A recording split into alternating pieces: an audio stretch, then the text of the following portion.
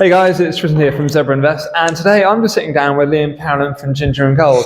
Over the last few years, he's built out and scaled out his rent-to-rent portfolio and also does a bit of Airbnb management. It was enough when I got chatting to him at Norwich Property Meet for me to tempt me into getting Chesterfield North turned into an Airbnb. But today I was going to go through a few different bits that can really help you if you're using your property as service accommodation, or if you're really looking to try and grow your portfolio. So if you're looking to get out there, find more properties for management, or you're trying to look out and build up your rent-to-SA portfolio, he's got some good tips on this. So we're going to cover how you can go direct to vendor. I don't know whether Gumtree still works for this anymore. Using something like Open Rent, Facebook, whether networking is a good way to do it. Building up your kind of like recommendations and rapport with other people. And at one point he was Ginger, so how you can get your own branding out there as well, and what the easiest way to find new opportunities are. And if you've seen my channel, I tend to bang on about using software, so yeah, I know you quite like that as well. I'm a big software fan, but yeah. So how do you think direct to vendors work for you in class, or picking people up? So first of all, thank you for having me and let me come in here and share some knowledge, Tristan, with you people watching your channel. So direct to vendor is the holy grail. It's the best way of getting direct from one person to the other and to get that deal. For SA, because there's more complexity than the standard short-term rental, ASTs and HMOs, people don't tend to understand it quite as much, which means any confusion really makes it hard for people to commit. So the first thing I would say, number one, is get really clear on what it is that you do. And if you can, it only takes a little bit of IT skill, is create an actual web page, or at least a social media, which tells people exactly what you do, because no matter how good you are at what you do, especially when you're starting up, you just need somewhere you can send people to go and look at and actually see what it is you do, and it can build trust. It's the best business card you're ever going to have, is actually have a web page. So number one, I would say for any direct to vendor, before you actually go direct to vendor and start putting yourself out there, have somewhere where you know where you're going to send people to. People can actually look you up and say, right, Liam's a real deal. Exactly. And if you can, obviously, depending on where you are in your property journey, I mean, for me, I was completely fresh out of retail. I didn't have any kind of prior knowledge at all about any of this. But for me, the thing which I would do differently now is I would see if there's any people who I've professionally worked with and get at least character references on my website, just saying. So almost like testimonials, they're like, Liam's exactly, a legend. You've worked with him. I've worked with Liam before. It might be in a completely different, you might be a plumber or whatever, it might be something different, but as long as it says I've worked with that person before, get some testimonials, because ultimately people buy from people. So it's all about setting up your stall correct before you go out and get to vendor. Yeah, because a lot of people, when they're getting started with anything, it's just getting that credibility. Oh yeah, it's trust, isn't it? People buy from people. So number one, set out the stall, and then how do you actually physically go out there and get the places? Well, direct to vendor, I would say your socials are going to be a great place to start.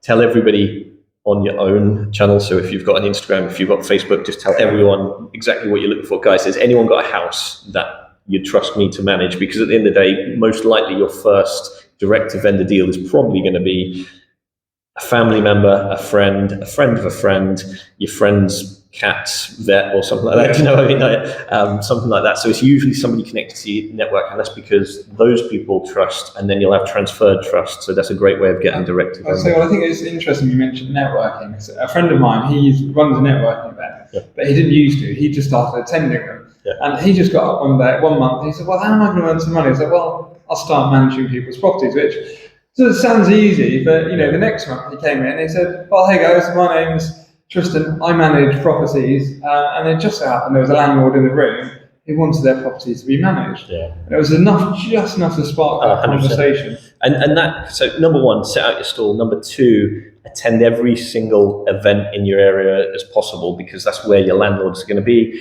People, be honest with people as well. People can smell if somebody's fresh in the game, can't they? And it's better to just be honest, in my opinion, instead of going, I've done all this. It's better to be honest, set out the trust straight away and go, look, I'm new, but I'm hungry and I'm looking for opportunities. Look, I'm trusted in my previous, use that transferred trust to say, hey, I was trusted to do this, whatever it was.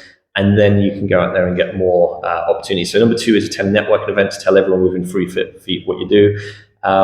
Did you ever try using as I said at the beginning, Gumtree or OpenRent to try and target and I've used Gumtree and I had no results from it. So, and I've also used Facebook posts in general groups as well. So this is something else you can try. It didn't work for me. It might work for you though, which is to just go in general community groups, join, for instance, obviously there's Norwich community group. Norwich buy and sell, and you might be able to get somebody there. The trouble is with that is exactly what we've been talking about, is that if you haven't got the trust, then nobody's going to go to I'm going to give this random person my property. That being said, if you can show trust and you have got that website, then you might be able to. So number one, as I say, website. Number two, go to network events. Number three, still put stuff out on your socials. You never know who's watching, and tell everybody about what it is you're looking to do. Number four is post in random groups. Go on Gumtree, use these portals. You could go on bark.com is a great way of advertising as well for people looking for property managers. You might get leads that come through from there.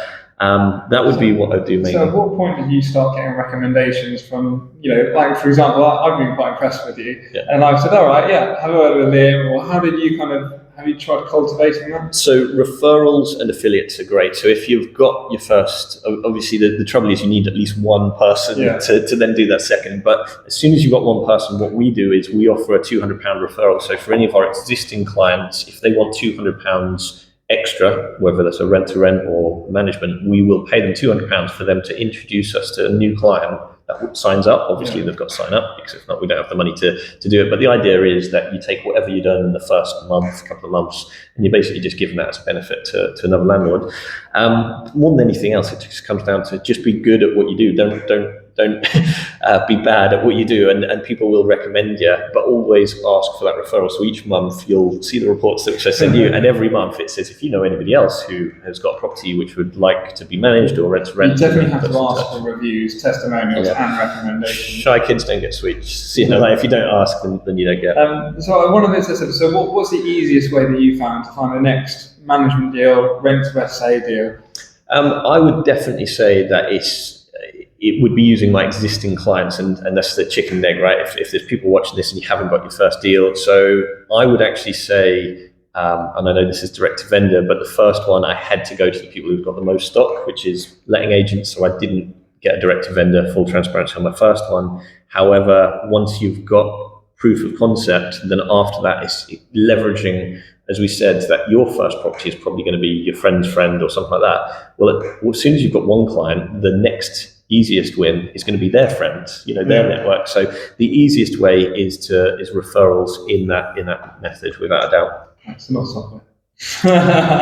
Software wise, just another way you could do it, and this is what I would say is slightly more advanced. You can go on Fiverr.com. You can pay somebody to scrape all the data from every short-term rental in your area. So you could say, Norfolk, I want every single Airbnb data, and I want to know their addresses. And there's software out there. You can pay someone 50 quid, and you'll be able to get all that data. Once you've got that data, you can start leafleting. You can start sending. So anyone who's underperforming, start targeting them. Exactly that, and we get them to our short-term rentals. We get them to our clients. We see them all the time. The ones which work the best for that is the handwritten letter. And people may read it. You always want them addressed to the owner, because the trouble is that half the time the owners don't go to these properties, so you can spend a lot of time leafleting. And if it's controlled by a management agent, the cleaner goes in and doesn't open the letter. They just get binned or it's rubbish. But handwritten letters direct to the owner would do, so it's worth a try. Nice one. Well, cheers, Liam. Thank you very much for that. Hope you guys have found that useful. You're going to like this.